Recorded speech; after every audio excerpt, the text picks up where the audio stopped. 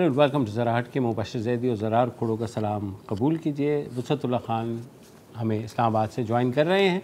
ज़िक्र होगा सबसे पहले दुआए ज़हरा केस का, जिसका आज फ़ैसला जो है सिंध हाई कोर्ट ने सुना दिया है और उन्होंने दुआ ज़हरा को अपनी मर्ज़ी के मुताबिक जहां वो जाना चाहती हैं वहां जाने की इजाज़त दे दी है। और दुआ ज़हरा जो है वो अप्रैल में कराची से लापता हुई थी। फिर बाद में पता लगा कि उन्होंने एक लड़का है ज़हीर अहमद, उसके साथ शादी कर ली और उसके बाद उन्हें वापस लाया गया यहाँ पर, क्योंकि कहा यह जा रहा है कि उनकी उम्र जो है वो तकरीबन 16 साल है। उनके वालिदैन के मुताबिक वो 16 साल भी नहीं है, वो 14 साल की हैं।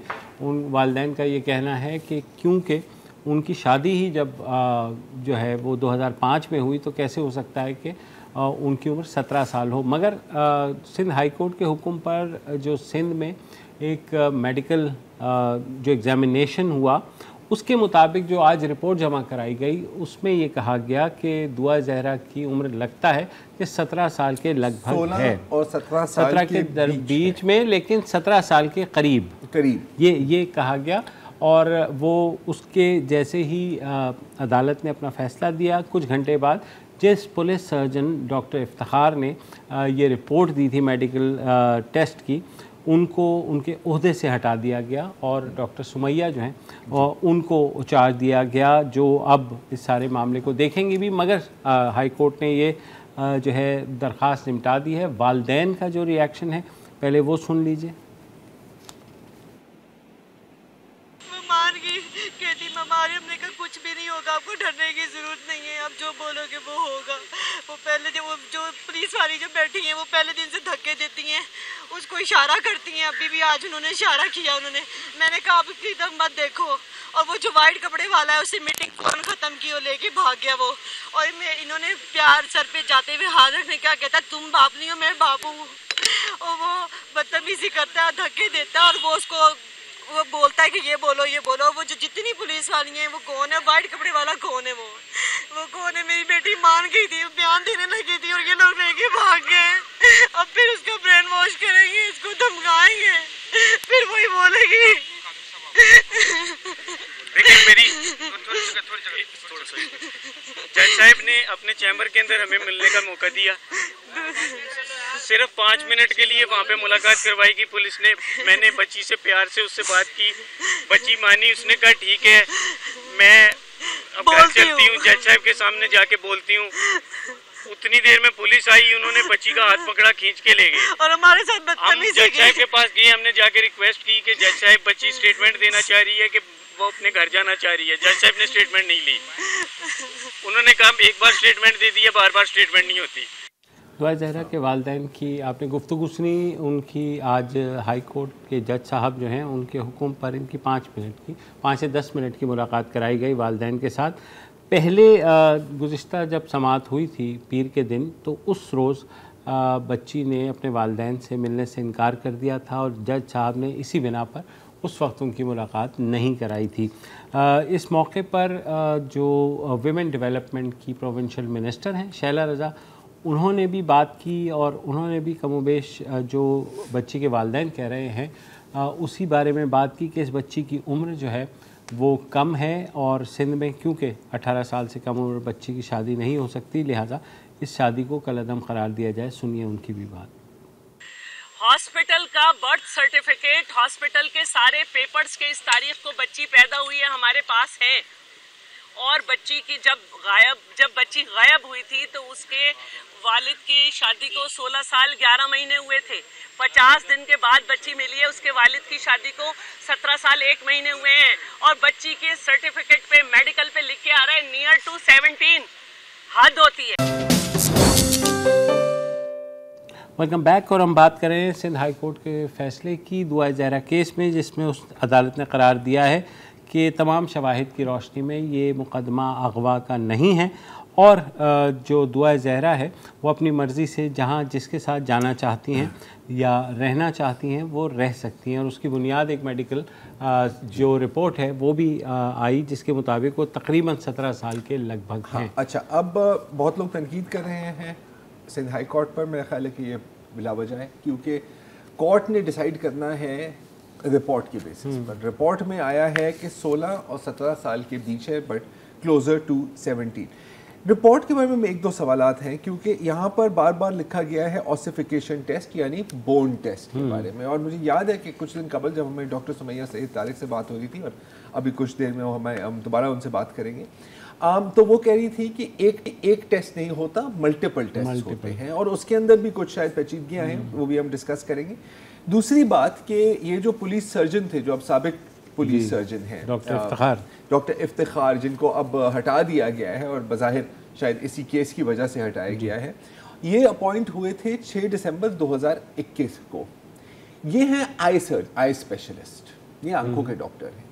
इनको आपने अपॉइंट किया है बेसिकली चीफ पुलिस सर्जन। तो ये एक कम्प्लीटली डिफरेंट फील्ड है। जैसे कि मेरा एक डेंटिस्ट है और मेरा बहुत अच्छा डेंटिस्ट है, तो उसको मैं कार्डियोलॉजी इंस्टीट्यूट का हेड नहीं बनाऊंगा, चाहे वो जितना भी अच्छा डेंटिस्ट है। अभी वो सबसे बात हो रही थी कि आप सदर पाकिस्तान बना सकते हैं, लेकिन आप कार्डियोलॉजी सेंटर का हेड नहीं बना सकते। तो ये भी कैसे हुआ अल्लाह ही जानता है, आपको पता है बेहतर कैसे जानते हैं। अब क्या होगा और क्या इस रिपोर्ट में वाकई ही लैप्सेस हैं, और अगर इसको दोबारा किया जाए तो किस तरह किया जाए।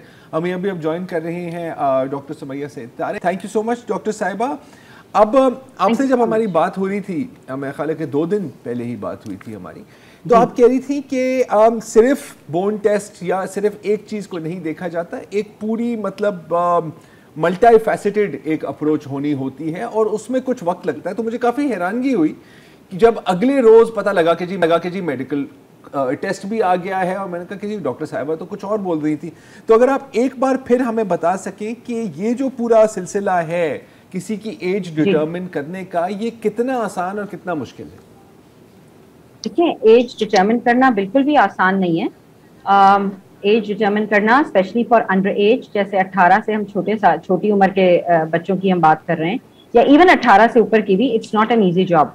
टेक्निकल जॉब है बेतहाशा। इसमें पहली चीज, जैसे मैंने लास्ट टाइम भी बताया था, कि इसमें सबसे पहले डॉक्यूमेंट्स अवेलेबल, उनको हम देखते हैं। उसमें birth certificate, hospital records, hospital certificate जो होता है, फिर लोकल बॉडीज से जो केएमसी का, जैसे कराची में होता है कि हमें केएमसी का सर्टिफिकेट भी मिलता है, फिर नादरा का बी फॉर्म होता है उससे रिलेटेड, फिर then you have also have the school का रिकॉर्ड भी मिल जाता है, और इन दिस केस पेरेंट्स का निकाहनामा भी अवेलेबल था। So all the documents are परused basically, उनको देखा जाता है, उनके हिसाब से एक रफ आइडिया बन जाता है कि जनाब इतना उम्र इसकी आ रही है ऑन पेपर्स। फिर सेकंड स्टेप में जी फिजिकल एग्जामिनेशन होता है। Physical examination will include any, मतलब starting from मिनॉर्की, that means initiation of menses, initiation of periods, that means puberty, उससे स्टार्ट करते हैं, उनके फिजिकल डेवलपमेंट पे जाते हैं, physical development of different body parts, axillary pubic hair, और उसके साथ साथ फिर दांत थर्ड स्टेप पे आ जाता है। हाइट वेट भी इसके साथ ही हम चेक करते हैं, बिकॉज नॉर्मली एक एवरेज हमारे पास हाइट होती है या एक एवरेज वेट होता है, but obviously that is a variable thing, तो हम उस पर इतना ज्यादा एम्फेसाइज नहीं करते। उसके बाद दांत, how many teeth does that person have, like I said the last time around as well, कि ये जो सारी चीजें होती हैं इसमें दांतों का जो सॉर्ट ऑफ आप कहेंगे ना, तो 22 to 25 ईयर्स पे 32 पूरे हो जाते हैं, मगर उससे पहले आपके पास डिफरेंट टाइम्स पे डिफरेंट नंबर ऑफ टीथ होते हैं। फिर उनकी रूट कैल्सिफिकेशन की भी हम बात कर सकते हैं, which is not an easily available facility, मगर अगर कहीं अवेलेबल हो, जैसे कराची में अवेलेबल हो सकती है, तो हम उसको भी यूज करते हैं। फोर्थ स्टेप पे आपके पास वो चीज आती है जिसको उर्फ आम में मेडिकल टेस्ट कहा जा रहा है। वो मेडिकल टेस्ट जो उम्र का तयन कर रहा है, actually it is a series of X-rays. जैसे हम एक्सरे करते हैं, दुआ का हुआ होगा, रिस्ट का हुआ होगा, एल्बो का हुआ होगा, शोल्डर का, मीडियल एंड ऑफ क्लैविकल का हुआ होगा, उसका पेल्विस का हो सकता है, स्टर्नम का हो सकता है, तो we can go all the way up to 25 years of as. अब इसके अंदर मैंने पहले भी शायद ये बात नहीं, I don't think I have talked about it on your show. इसमें इम्पोर्टेंट थिंग ये है कि देखिए, एक्सरे सब एक जैसे नहीं होते, और एक्सरे पढ़ने वाले भी सब एक जैसे नहीं होते। जैसे मैं आपको कहूँ कि एक ये ऑर्थोपेडिक सर्जन है और ये फ्रैक्चर्स आराम से देख लेते हैं, किसी भी एक्सरे पिक कर लेते हैं, ठीक है, मगर कुछ रेडियोलॉजिस्ट होंगे जो बहुत अच्छे से ऑसिफिकेशन सेंटर को पिक करेंगे। ना ऑसिफिकेशन सेंटर में आपको बताऊं तो वो चंद मिलीमीटर से लेके 1 सेंटीमीटर तक का साइज हो सकता है at any given point, at any given as.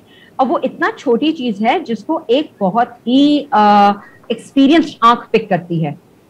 तो उस एक्सपीरियंस्ड आंख का जब तक होना बहुत जरूरी है, how to accurately interpret what is being seen on the X-ray film, as क्या बन रही है। अच्छा, तो डॉक्टर साहब आप ये कह रही हैं, अगर मैं थोड़ा सा आसान करके कहूँ कि बेशक वो बहुत अच्छा एक्सरे स्पेशलिस्ट होगा फ्रैक्चर्स के लिए, लेकिन इसका ये मतलब नहीं है कि वो बोन ऑसिफिकेशन जिससे उम्र का तयन हो उसको भी इतनी महारत हासिल हो। लेकिन मैं ये भी पूछना चाह रहा हूँ कि जो सिंध हुकूमत ने पुलिस सर्जन को हटा दिया है और ये कहा है कि उसमें अंदर रीज़न नहीं दी हुई है, लेकिन कहा यही जा रहा है, और आपने शैला रज़ा साहिबा का भी बयान सुना जो कह रही हैं कि जब बर्थ सर्टिफिकेट मौजूद है, जब उनका निकाहनामा मौजूद है, तो उनकी एज कैसे हो सकती है 16 से 17 साल इस मेडिकल उसके थ्रू।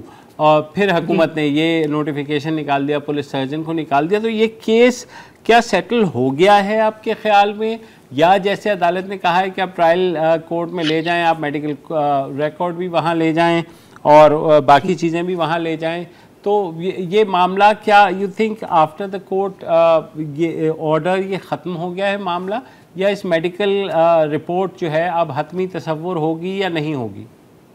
देखिए, ये वाला जो मुझे लगता है, जो मैंने जहाँ तक इसको वो किया, correct me if I am wrong, ये कोर्ट का जो ज्यूरिसडिक्शन था ये बेसिकली किडनैपिंग से मुतालिक था। आई थिंक जो ऑनरेबल जस्टिसेस ने वो किया है, तो ऑनरेबल जजेस ने वो किया है, तो I think it was beyond their realm कि वो एज सर्टिफिकेशन पे या उसके ऊपर क्या सोच रहे थे, वो तो मैं उस पर कुछ भी नहीं कह सकती।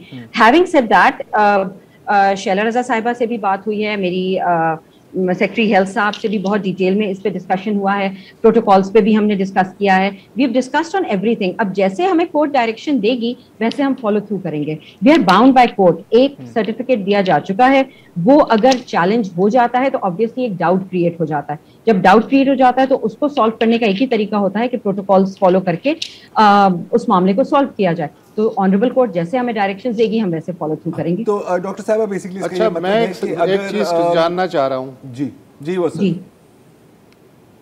जी हाँ डॉक्टर सुमैया, ये हम तो ये एज डिटर्मिनेशन की बात कर रहे हैं और कोर्ट की बात कर रहे हैं, मैं एक मजमूई बात आपसे जानना चाह रहा हूँ कि अगर हम मुल्क में सिंध को ले लें और बाकी सूबों को भी ले लें, तो हमारे यहाँ जो मेडिकल लीगल जो डिपार्टमेंट्स होते हैं उनकी हालत बहुत ही गुर्बत ज़दा है हर लिहाज से। मैं आपको 2 केसेस के मिसाल फौरी तौर पे दे सकता हूँ कि सितंबर 2019 में नम्रता चंदानी बीबी आसफा डेंटल कॉलेज लाड़काना के हॉस्टल में अपने कमरे में लटकी हुई पाई गई, और जो इब्तदाई पोस्टमार्टम रिपोर्ट थी उसमें उसे खुदकुशी करार दिया गया। लेकिन फिर और रेप के भी शवाहिद जो हैं उसमें मिले, लेकिन 2 माह बाद जो हतमी पोस्टमार्टम रिपोर्ट आई उसमें उन्होंने कहा कि ये सिर्फ खुदकुशी नहीं है, ये तशद्दुद और रेप भी हुआ है। उसके बाद 2 साल बाद नवंबर 2021 में इसी लाड़काना में नौशीन काजमी एक स्टूडेंट है, बेनज़ीर मेडिकल यूनिवर्सिटी के हॉस्टल के कमरे में उसी तरह पंखे से लटकी हुई पाई गई। उसके साथ नोट भी मिला कि मैं जो हूँ खुदकुशी कर रही हूँ। 3 महीने बाद ज़राए अबलाग में खबर आई कि लियाकत मेडिकल यूनिवर्सिटी के एक फोरेंसिक रिपोर्ट में कहा गया है कि उसके कपड़ों पे भी DNA के वही निशानात मिले हैं जो नौशीन काजमी के कपड़ों पे भी मिले थे। हुकूमत ज़ाहिर हाहाकार मची तो तहकीकात का मुतालबा किया। जानना मैं ये चाह रहा हूँ कि ये जो होती है पोस्टमार्टम हो या फोरेंसिक रिपोर्ट हो, इसकी जो क्वालिटी है, जैसा कि आपने कहा एक्सपर्ट्स की कमी है, तो फिर हम किस चीज़ पे एतबार करें किस पे ना करें जब एक्सपर्टीज़ के बारे में ही सवालिया निशानात हैं? सर, ये आपने मुझसे जो है ना कैच 21 क्वेश्चन कर लिया है।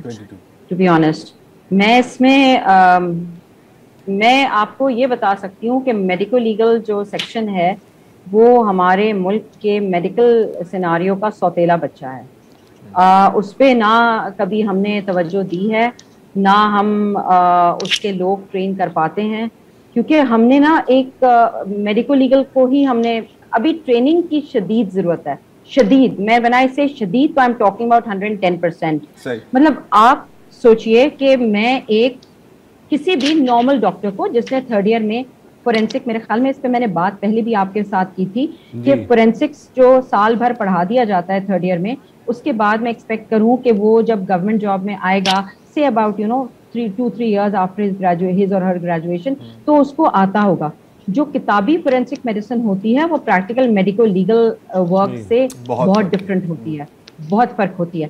ہمارا اس وقت ٹارگیٹ جو ہے وہ یہ ہے کہ ہم کم سے کم سندھ کے ڈاکٹرز کو اتنا ٹرین کر سکیں کہ ان کا ایک کوالٹی انشور ہو سکے, جس میں ہم کی پرفارمنس انڈیکیٹرز کی بھی بات کرتے ہیں.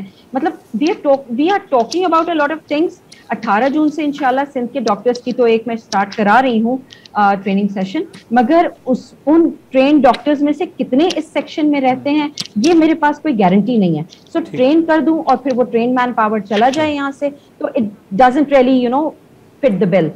اب سر آپ کی بات کا میرے پاس کوئی جواب نہیں ہے, میں کچھ کہہ نہیں سکتی. ہاں یہ میں کہہ سکتی ہوں کہ جب تک ہم ٹریننگ نہیں دیں گے اپنے ڈاکٹرز کو, جب تک ہم میڈیکو لیگل کو ایز اٹ از الگ کیڈر بنا کے, الگ ڈائریکٹریٹ ڈیولپ کر کے, الگ اس کو ایک الگ فیلڈ اسٹیبلش طریقے سے ایک کریئر پاتھ وے پرووائڈ نہیں کریں گے اپنے ایم ایل اوز کو, تب تک یہاں پر ایم ایل اوز نہیں آئیں گے. انسینٹیو میں پہلے بھی بات کی تھی اور ابھی بھی ہم یہی بات کر رہے ہیں کہ ایک سیلری دی جائے ایکسٹرا تاکہ یہاں لوگ آنا چاہیں. پھر کورٹس میں ہم نے انسینٹیو ہو, کورٹس میں ہم نے یہ ریکویسٹ کی ہے کہ کورٹ میں ہمیں جو 4 مرتبہ ایک کیس میں بلایا جاتا ہے تو ایک ہی بار ہمیں بلا لیا جائے. سب سے بڑا ڈیٹرنٹ جو ہوتا ہے نا وہ یہی ہوتا ہے کہ بار بار کورٹ جانا پڑتا ہے, اینڈ خواتین اسپیشلی فیمیلز بہت کورٹ جانے سے ان کو ڈر لگتا ہے. صحیح بات, ٹھیک ہے, بہت شکریہ ڈاکٹر سمیہ. میرے خیال میں کافی ڈیٹیل سے ہم آگے بھی بات کریں گے جب ٹرائل لیول پر یہ چلے گا. اچھا, یہ اب کیس کے اوپر جب سے اپریل سے ہوا یہ کیس تو ذرا وہ سب خاصی بات ہوتی رہی, اور بعد میں جو چیزیں سامنے آئیں کہ کس طریقے سے وہ ایک گیمنگ پلیٹ فارم پر ملے, انہوں نے ان کی بات چیت شروع ہوئی, پھر جب وہ غائب ہوئیں اس کے بعد سے لے کر کے اب دونوں کم عمر ہیں. دیکھیں یہاں لڑکا بھی اور لڑکی بھی. ہمارے یہاں جو آج کل ایک بیماری ہے اور سوشل میڈیا کی وجہ سے یہ اور بھی ہو گئی ہے کہ انسٹنٹلی لوگ چاہتے ہیں کہ آپ فیصلہ کریں کہ یہ صحیح ہے اور یہ غلط ہے. کبھی کبھی یہ ناممکن ہوتا ہے, جیسے اس کیس میں اب ایک دن بندہ ایک چیز سوچتا ہے, دوسرے دن بندہ ایک اور چیز سوچتا ہے. جیسے اب آپ دیکھ رہے ہیں ان کی والدین کی حالت, دعائے زہرا کی, ٹھیک ہے. اب جب جتنی بھی کوشش کریں you can't help but feel it emotionally. I mean ہم سب کی اولاد ہیں اور ہم یہاں پہ بڑے آرام سے بیٹھ کے کہہ سکتے ہیں کہ جی والدین کی ذمہ داری ہوتی ہے کہ اب دیکھیں کہ بچے کیا کر رہے ہیں, کیا کر. اب مجھے آنیسٹلی بتائیں یار کس حد تک یہ ممکن ہے, یار میں کس حد تک یہ ممکن ہے یار. یہ اس کے اندر اگر فون ہے آپ کے پاس 100 ایپس ہیں, آپ کو نہیں پتا کہ کون سا کیا ہے, کیا آپ ہر دن لے کے ان کی ساری چیٹس کو چیک کریں گے؟ یہ ممکن نہیں ہے, ٹھیک ہے. انفیکٹ وہ تو اور پھر چھپائیں گے, اگر ان کو کچھ چھپانے کے لیے چیز نہیں بھی ہو پھر بھی چھپائیں گے. اور اب تو ایسا ہو گیا ہے کہ ہر ایپس کے اوپر بھی کوڈز لگ گئے ہیں, یو کانٹ ایکسیس اٹ یار. آئی مین 10 جو ڈفرنٹ چیٹ سرورز ہیں آپ کے پاس, ڈسکارڈ ہے آپ کے پاس, واٹس ایپ ہے آپ کے پاس, یہ ہے آپ کے پاس, وہ ہے. آپ کس حد تک کرو گے؟ ہم جو گیمز کھیلتے تھے وہ الگ تھے, اب ہر گیم کے اندر ایک گیمنگ سرور ہے, اس کے اوپر بھی چیٹ ہو رہا ہوتا ہے. اور ہاں ویسٹ میں ہم نے دیکھا ہے, کچھ حد تک ہم نے پاکستان میں بھی دیکھا ہے کہ ان کو استعمال بھی کیا جاتا ہے بچوں کو ورغلانے کے لیے, ٹھیک ہے, for many different things. Terrorist groups کی بھی ریکروٹمنٹ ہوتی ہے and so on and so forth.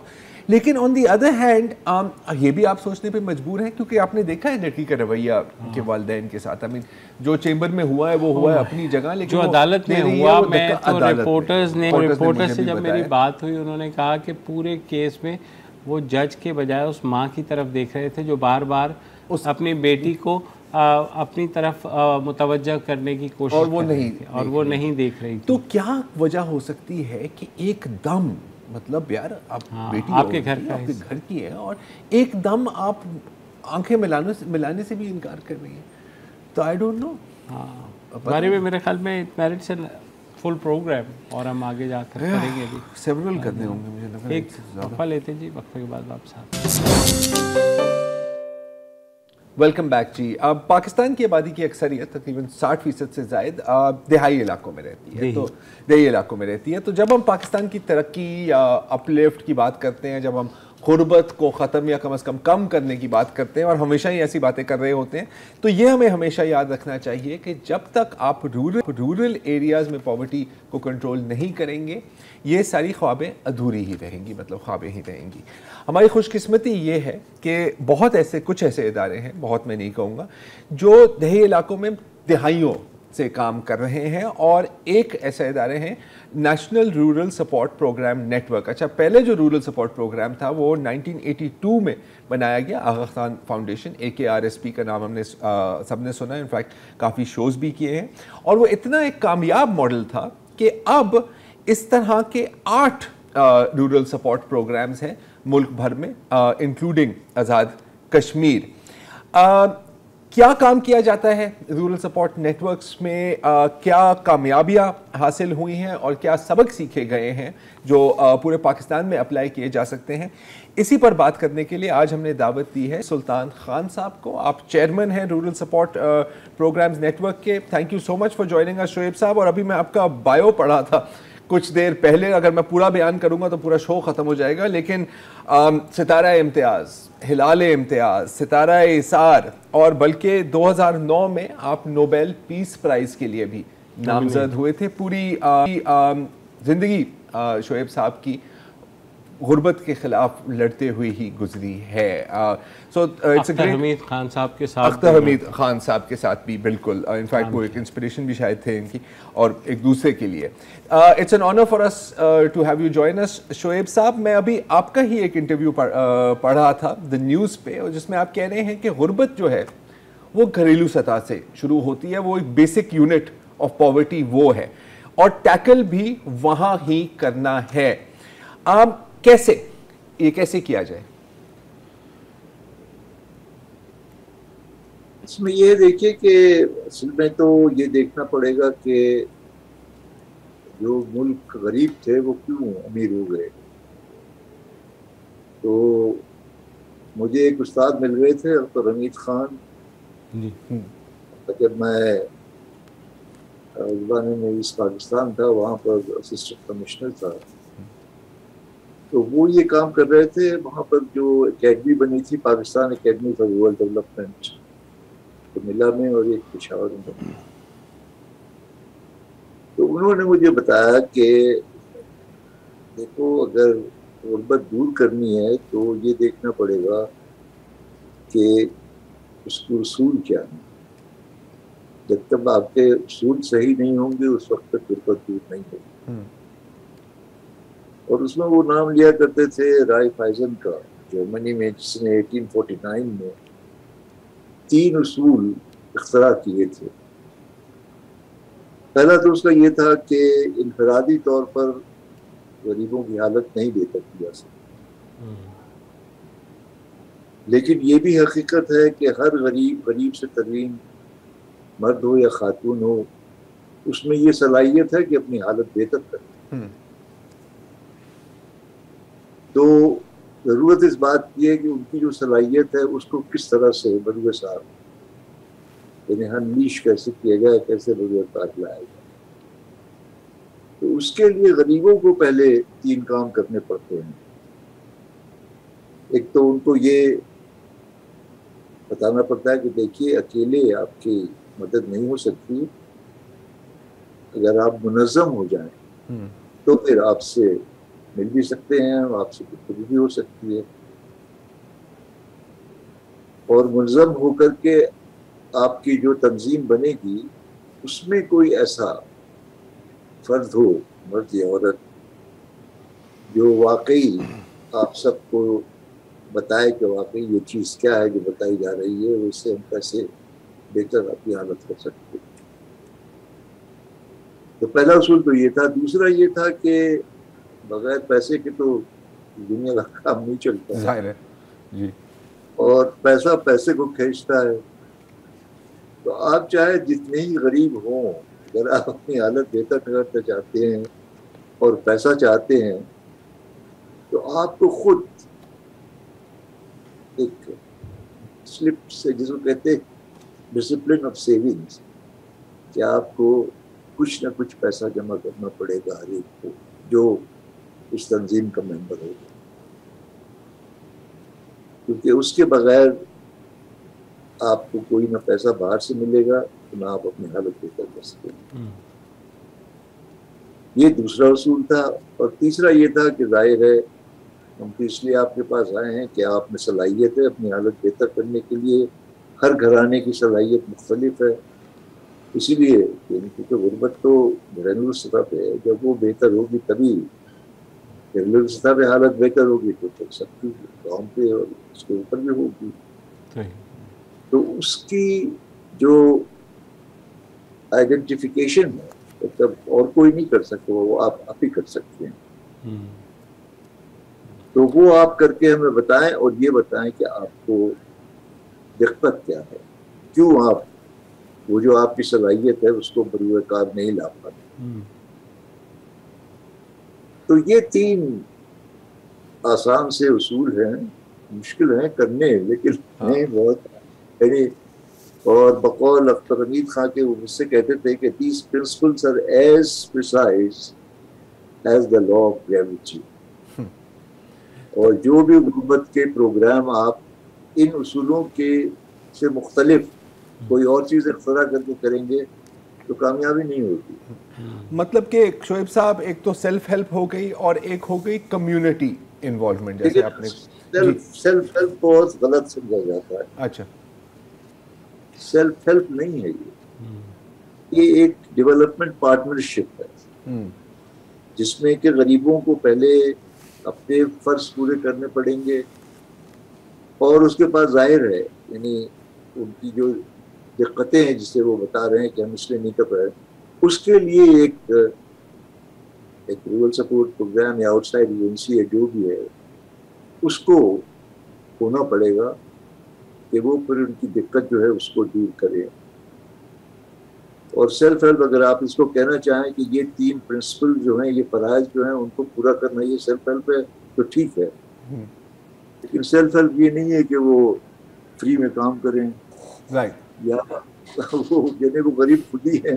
اگر آپ ان سے کہتے ہیں کہ مفت پہ کام کرو تو پھر وہ اپنی روزی کہاں سے کمائیں گے؟ ظاہر ہے. اچھا شعیب صاحب, ایک چیز میں جیسے ذرا نے بھی کہا, آپ کا بہت وسیع تجربہ ہے. آپ نے اس خطے کے تمام ممالک کے اندر کوئی نہ کوئی پروجیکٹس کو انسپائر کیا, آپ کے انیشیٹو سے انسپائر ہوئے. بنگلہ دیش کی مثال لے لیں, ڈاکٹر محمد یونس کا جو سارا کا سارا ان کا کام ہے جس پہ انہیں نوبیل پیس پرائز بھی ملا. اس کے علاوہ بھارت میں بھی بہت سی ایسی جہاں پر جو ویمن فوک ہے رورل سیکٹر میں وہ آگے لایا گیا, ان کو قرضے فراہم کیے گئے, ان سے پروڈکٹیوٹی جو ہے وہ حاصل کی گئی اور سکسیسفل ایگزامپلز ہیں. پاکستان میں کیوں اتنا کم ہے یہ سب کچھ کرنا مشکل ہے؟ نہیں لیکن دیکھیں نا کام رورل سپورٹ پروگرام جو تھا اس میں تو سب کے ساتھ کام ہوا, مردوں کے ساتھ بھی ہوا, عورتوں کے ساتھ بھی ہوا. جب ورلڈ بینک نے اس کا 5 سال کے بعد پہلا ایویلیویشن کیا تو انہوں نے یہی کہا کہ یہ جو اس پروگرام کے پہلے 4 سال ہیں وہ جتنے ورلڈ بینک نے پروگرام کیے ہیں رورل ڈیولپمنٹ کے وہ اس میں نہیں, کیونکہ وہ لوگ جاتے ہیں ایک بلو پرنٹ کے ساتھ کہ یہ چیز جو ہے وہ غریبوں کے لیے ٹھیک ہوگی, اور ہم جاتے تھے ایک پروسیس اپروچ لے کے کہ نہیں غریب بتائیں گے ہمیں کہ کیوں اپنا حالت بہتر کر سکتے.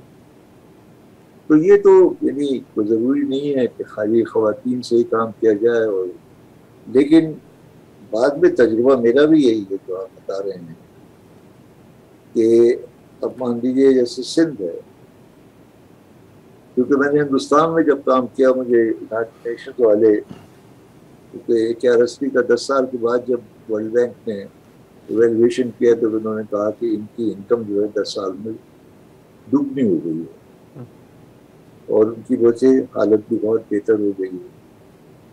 تو انہوں نے کہا آپ ساؤتھ ایشیا میں کوئی نہیں کرتے, تو ساؤتھ ایشیا میں انڈیا بھی ہے. تو ظاہر ہے کہ انڈیا میں ایک پاکستانی کا جا کے کام کرنا تو اتنا آسان نہیں ہے, لیکن اتفاق سے مجھے ایسے لوگ مل گئے وہاں پر, اس کی وجہ سے 1-2 لوگوں کی ضرورت تھی جو کہ جنہوں نے اس بات کو مان لیا. اور وہاں پر پھر اتفاق سے جب میں گیا تو صرف خواتین آئیں سامنے, میں نے ایک سیلف ہیلپ گروپ 15 خواتین کا بنا کے ان سے شروع کیا. اور یہ صحیح ہے کہ خواتین جو ہے وہ مردوں سے زیادہ تیز ہیں, وہ زیادہ جن کا کام کرتی ہیں. وہاں پر یہاں پر تو ایک RSP میں تو 10 لاکھ لوگ جو تھے وہ منظم ہوئے تھے, 1 ملین. اور وہاں سے آندھرا پردیش میں خواتین کے ساتھ جو میں نے کام کیا تو وہاں 1 کروڑ 10 لاکھ ہو گئے. شعیب صاحب سوری, یہاں قطع کلامی معاف, ہم ایک وقفے کے بعد آپ کے پاس واپس آتے ہیں. Welcome back ji. ہم بات کریں شعیب سلطان خان سے, chairman rural supports programme network کے. شعیب صاحب, اصولوں پہ بات ہو گئی, آپ کے تجربے پہ بھی بات ہو گئی. اب ان دونوں کو ملا کر on the ground rural support programme network اس ویژن کو امپلیمنٹ کیسے کرتی ہے؟ کوئی ایسی آپ ہمیں مثال دے سکتے ہیں جہاں پر واقعی ہی گراس روٹس لیول پر باٹم اپ تبدیلی آئی ہو ان انیشیٹیوز کی وجہ سے؟ جیسے سندھ گورنمنٹ نے جب سندھ رورل سپورٹ آرگنائزیشن بنایا تو مجھے بلایا, قائم علی شاہ صاحب اس زمانے میں چیف منسٹر تھے, پریزنٹیشن دی. جب میں نے پریزنٹیشن دیا تو ایک RSP کا بھی بتایا, ہندوستان کا بھی بتایا, تو اس سے کہنے لگے آپ کے پاس تو غربت کا نسخہ نظر آتا ہے. میں نے کہا وسائل نہیں ہیں. تو انہوں نے کہا 2 ڈسٹرکٹ ہیں, یہ کشمور شکارپور, اس میں آپ کام کریں. میں نے ان سے کہا میں صرف خواتین کے ساتھ کام کروں گا. تو پہلے تو وہ ہنسے, کہنے لگے کہ خواتین تو آپ سے بات نہیں کریں گی, منہ موڑ کے کھڑی ہو جائیں گی. بہرحال میں نے کہا منہ موڑ کھڑی ہو گئی تو نہیں ہے, لیکن یہ کہ آج یہی پروگرام ہے جو 15 ڈسٹرکٹ میں چل رہا ہے, اور تقریباً 20 کے قریب ہو گئے, اور 30 لاکھ خواتین جو ہیں وہاں منظم ہو گئی. اور ان کی اگر آپ تو کراچی میں ہیں, وہ جا کر کے کبھی سکر آپ چلے جائیں, وہاں پر وہ آپ کو ٹھہرائیں گے بھی, وہ دکھائیں گے بھی. اور اب آپ دیکھیں ان خواتین کی حالت ان کے ساتھ کام ہوا ہے کتنی بہتر ہو گئی. یہ نہیں ہے کہ اس کا اثر نہیں ہوتا ہے, اس کا اثر, لیکن اس میں ضرورت یہی ہوتی ہے کہ وہ وسائل ہوں, اور اگر اسکیل پہ جانا ہے تو گورنمنٹ کی سپورٹ ہو. اور سندھ گورنمنٹ واحد گورنمنٹ ہے پاکستان میں جس نے کہ اس کو پوری سپورٹ دی ہے اور دے رہی ہے. قائم علی شاہ صاحب کے بعد مراد علی شاہ صاحب چیف منسٹر ہو گئے, انہوں نے بھی بہت سپورٹ کیا. وہاں کے جو افسران ہیں انہوں نے بھی کیا, اور پولیٹیکل کمٹمنٹ بھی ہے. بلاول صاحب اکثر کہتے ہیں کہ یہ میرا سب سے بہترین پروگرام ہے.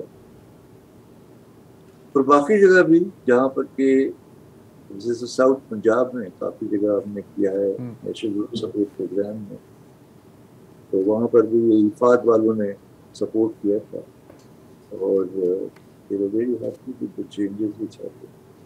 تو جو شعیب صاحب مطلب کہ پنجاب, ساؤتھ پنجاب کی آپ نے بات کی, میں بلوچستان کا بھی پوچھنا چاہ رہا ہوں, کیونکہ آپ کو پتہ ہے کہ زیادہ تر انڈیکیٹرز میں بلوچستان از ایٹ دا باٹم. وہاں کوئی حکومت نے, صوبائی حکومت نے کوئی زیادہ انٹرسٹ دکھایا ہے, نہیں دکھایا, مطلب کیا کہتے ہیں وہ؟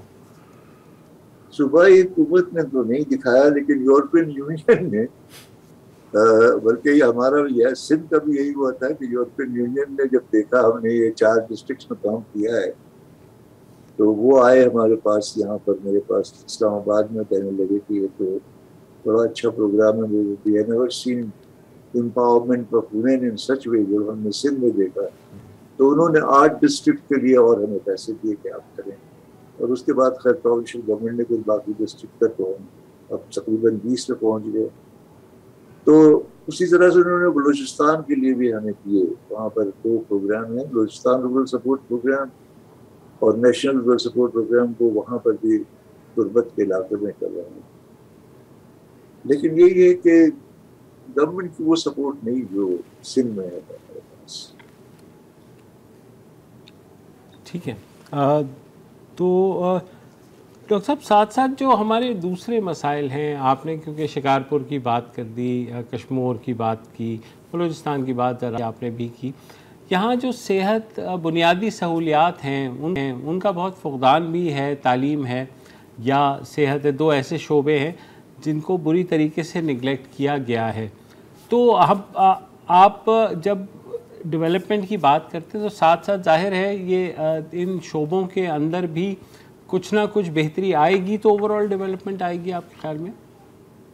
بالکل بالکل آپ صحیح کہہ رہے ہیں. میں تو اس کا مقصد بھی یہی ہے کہ سوال یہ ہے نا کہ ڈپارٹمنٹس والے جو ہیں وہ بھی یہ کہتے ہیں کہ جی ہم تو جو کر سکتے ہیں وہ کر رہے ہیں, جہاں تک ہماری پہنچ ہے وہاں تک پہنچ ہے. تو پہنچ ان کی اس لیے نہیں ہے کہ لوگ اگر آرگنائز نہیں ہے تو وہ تو پہنچ ہی نہیں پاتے. لیکن یہ جو ہم 3 ٹیئر اسٹرکچر بنا رہے ہیں لوگوں کے آرگنائزیشن کا, کہ کمیونٹی آرگنائزیشن ہوتا ہے 15, 20, 25 گھرانوں کا. اس کے بعد جب گاؤں میں یہ کافی ہو جائیں 70-80% لوگ آرگنائز ہو جائیں تو پھر ہم ایک ولیج آرگنائزیشن بنا لیتے ہیں. اور جب ایک یونین کاؤنسل میں اسی طرح 70-75-80% ہو جائیں ولیج آرگنائزیشن آرگنائز تو لوکل سپورٹ آرگنائزیشن بنا لیتے ہیں. تو اس میں اتنی کامیابی تو نہیں ہوئی, لیکن ہر جگہ میں یہی کہتا ہوں گورنمنٹ کے ڈپارٹمنٹ سے کہ بھائی اگر آپ کے پاس کیا ہے, آپ کے پاس سروسز اینڈ سپلائیز ہیں, اور مشکل آپ یہ ہے کہ آپ کے پاس لوگ اتنے نہیں ہیں ایکسٹینشن ورکرز کے بہت گھر پہنچ سکیں. لیکن یہاں ہم نے ایک اسٹرکچر بنا دیا ہے آرگنائز کمیونٹیز کا کہ آپ ہر گھر تک پہنچ سکتے ہیں. آپ کو صرف لوکل سپورٹ آرگنائزیشن سے کانٹیکٹ کر لیں, وہ آپ کو جو ولیج آرگنائزیشن سے ہم تک لے جائیں گے, ولیج آرگنائزیشن والے آپ کو گھر گھر پہنچا دیں گے. تو جب تک یہ نہیں ہوگا تب تک باقی جو اس کو کہتے ہیں نا ملٹی ڈائمینشنل پاورٹی, ایجوکیشن ہے, ہیلتھ ہے, اور چیزیں ہیں, کلچر ہے, یہ تمام چیزیں یہ تو سب ڈپارٹمنٹس کے پاس ہے نا. آپ یہ دیکھیں نا کہ رورل سپورٹ پروگرام جیسے ہیں, فار ایگزامپل سندھ میں ہے تو ہمیں کیا, ہم کو زیادہ سے زیادہ 1 بلین روپے مل گیا سال میں. اگر آپ ADP دیکھیں ڈپارٹمنٹس پہ جو ہے وہ تو 250 بلین پتہ نہیں کتنا ہوتا ہے. تو وہ اگر کہیں اس سے لنک ہو جائیں, یہی کوشش میری ہے. تو میں یہی کہتا ہوں کہ بھئی یہ جو آپ کے ڈپارٹمنٹس ہیں, بلکہ پچھلی دفعہ جب میں چیف منسٹر سے ملا تھا مراد شاہ صاحب کو, میں نے کہا کہ آپ ایک انسٹرکشنز ایشو کر دیں, مینڈیٹری کر دیں ڈپارٹمنٹس کے لیے کہ آپ کے سروسز سپلائیز جو ہیں وہ اس کی چینل جو ہے delivery channel, these are 3 tier organized structure. تو وہ جب ہو جائے گا تب پھر وہ جو آپ بات کر رہے ہیں نا وہ یعنی ہو سکتی, کیونکہ وہ سارے پیسے تو ان کے پاس ہیں, they have all the facilities. تو وسائل کی کمی نہیں ہے اتنی, لیکن ول اور چینلائزیشن کی ضرورت ہے. بہت بہت شکریہ شعیب صاحب. ہم سوری شو کا وقت ختم ہوا چاہتا ہے. اگین دیکھیے میں خیال ہے کہ ہم نے شاید مطلب یہ تو چلے ان کی تو بہت بڑی نیٹ ورک ہے, لیکن چھوٹے بڑی اس طرح کی کتنی آرگنائزیشن سے بات ہوئی ہے. اور جب آپ دیکھتے ہیں نا کہ یہ ایک ہمارا ایک غلط ایک تصور ہوتا ہے کہ جی بالکل گراس روٹ لیول پر, ولیج لیول پر لوگ انٹرسٹیڈ نہیں ہیں آرگنائزیشن میں. اور میرا خیال ہے کہ ایک بہت بڑا یہاں پر رول ہے جو ہمیشہ لیکنگ رہا ہے لوکل باڈیز کا. اگین دیکھیں کینسر بھی سیل سے شروع ہوتا ہے, پھر وہ آپ کے پورے جسم میں پھیلتا ہے, تو آپ نے روکنا بھی اسی لیول پر ہے. اور غربت بھی ایک طرح سے ایک ملک کے لیے کینسر ہی ہوتی ہے. تو امید ہے کہ سندھ حکومت کا ذکر کیا شعیب صاحب نے, امید ہے کہ وفاق اور باقی صوبائی حکومتیں بھی تھوڑی سی اس کی طرف نظر ڈالیں گے. یقیناً سب کی بہتری اسی میں ہی ہے. آج کے لیے اتنا ہی جی, اجازت دیجیے, خدا. السلام علیکم. اگر آپ کو ہمارے شو پسند آیا ہے تو پلیز ہمارے یوٹیوب چینل کو سبسکرائب کریں, اور اگر مناسب سمجھے تو اس ویڈیو کو لائک بھی کر لیں, تو کوئی حرج نہیں ہے, اور شیئر بھی کر لیں اور کمنٹ بھی کر دیں جی, ورنہ وہ سب ایسے ہی لکھتے رہیں. اور یہ جو دونوں کہہ رہے ہیں یہ کر لیں جی پلیز, نہیں تو ہمیں بھی گھر جانا ہے, ہمیں آپ کے کمپیوٹر میں نہیں رہنا 24 گھنٹے. صحیح بات.